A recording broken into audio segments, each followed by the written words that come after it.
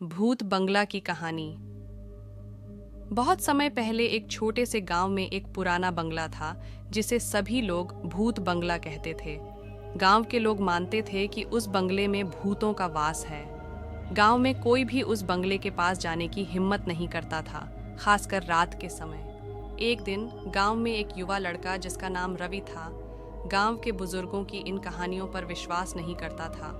उसने ठान लिया कि वह भूत बंगले में रात बिताएगा और सबको साबित करेगा कि वहाँ कोई भूत नहीं है। गांव वालों ने उसे मना करने की बहुत कोशिश की, लेकिन रवि नहीं माना। उसने अपनी टॉर्च और एक लाठी लेकर भूत बंगले की ओर रुख किया। बंगले में प्रवेश करते ही उसे एक अजीब सी ठंडी हवा का एहसास हुआ और चारों ओर सन्नाटा था। जैसे ही वह बंगले के अंदर घुसा, दरवाज़ा अपने आप बंद हो गया।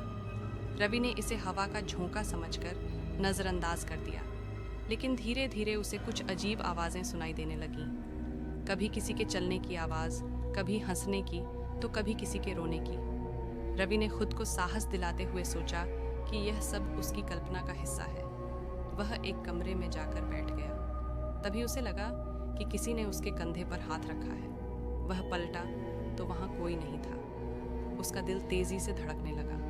थोड़ी ही देर बाद उसे दरवाजे के पीछे से किसी के चलने की आवाज़ सुनाई दी। जब उसने दरवाज़ा खोला तो उसे वहाँ एक धुंधला सा साया दिखाई दिया। अब रवि को एहसास हुआ कि यहाँ कुछ तो गड़बड़ है। रवि ने डर के मारे बंगले से बाहर भागने की कोशिश की, लेकिन दरवाज़ा जाम हो गया था। वह बुरी तरह फंस गया और उसकी चीखें पूरे बंगले में गूंजने लगीं।